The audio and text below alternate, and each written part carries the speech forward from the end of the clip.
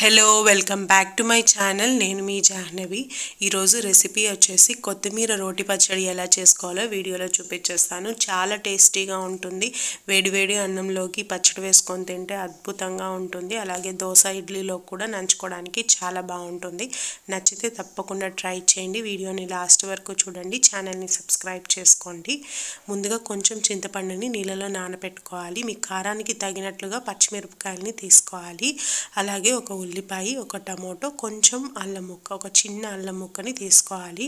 కొత్తిమీర ఒక కట్టను తీసుకొని కొంచెం పుదీనా అలాగే కొంచెం కరివేపాకును కూడా తీసుకొని నీట్గా వాష్ చేసుకొని మనం రెడీగా పెట్టేసుకోవాలి. బాండ్లీలో కొంచెం ఆయిల్ వేసుకొని పచ్చిమిరపకాయలు, ఒక 2 స్పూన్ల ధనియాలు, ఒక అర స్పూన్ జీలకర్ర వేసుకొని బాగా ఫ్రై చేసుకోవాలి.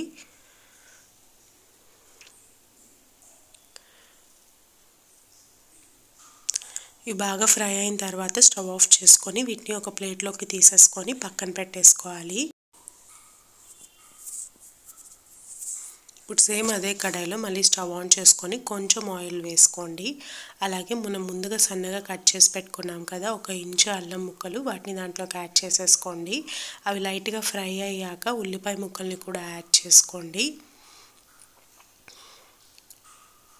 ఉల్లిపాయలు కూడా లైట్గా ఫ్రై అయిన తర్వాత టమోటాను కూడా యాడ్ చేసుకొని చింతపండును కూడా యాడ్ చేసేసుకోండి. నానబెట్టుకు ఉంచుకున్న చింతపండును కూడా ఇప్పుడు మొత్తాన్ని ఒకసారి బాగా ఫ్రై చేసుకొని వీటిని కూడా ఒక ప్లేట్లోకి తీసేసుకొని పక్కన పెట్టేసుకుందాము.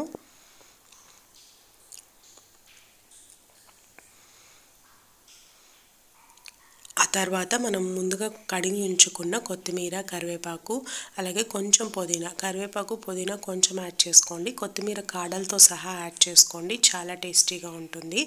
అవి లైట్గా ఫ్రై అయిన తర్వాత స్టవ్ ఆఫ్ చేసుకొని వాటిని కూడా ప్లేట్లోకి తీసేసుకొని రోట్లో వేసుకొని దంచుకోవడమే. ముందుగా పచ్చిమిరపకాయలు, ధనియాలు, జీలకర్ర, టమోటా, ఎర్రగడ్డ, చింతపండు, ఉప్పు వేసుకొని రుబ్బేసుకుందాము.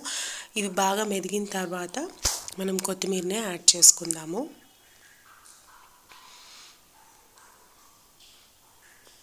రోట్లో వేసుకున్న పచ్చడికి, మిక్సీలో వేసుకున్న పచ్చడికి టేస్ట్లో చాలా డిఫరెన్స్ ఉంటుంది. ఈ విధంగా రోట్లో నూరుకున్నారంటే టేస్ట్ చాలా బాగుంటుంది.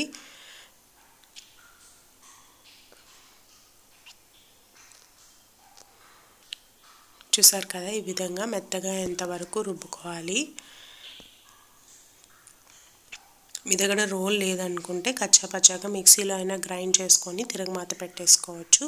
చాలా బాగుంటుంది, తప్పకుండా ట్రై చేయండి.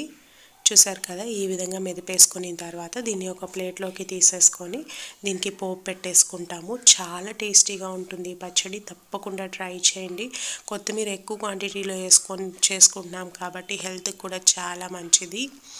కడాయిలో ఆయిల్ వేసుకొని కొంచెం మినపప్పు, కొంచెం ఆవాలు వేసుకొని అలాగే ఎండుమిరపకాయలని కూడా వేసుకొని ఇవి బాగా ఫ్రై అయిన తర్వాత మనం ముందుగా గ్రైండ్ చేసుకున్న పచ్చడిని కూడా యాడ్ చేసేసుకొని ఒక 2 మినిట్స్ మగ్గించుకొని స్టవ్ ఆఫ్ చేసుకొని సర్వ్ చేయడమే. చాలా చాలా టేస్టీగా ఉంటుంది, తప్పకుండా ట్రై చేయండి. వీడియో నచ్చితే లైక్ చేయండి, షేర్ చేయండి. Thank you for watching. See in the next video.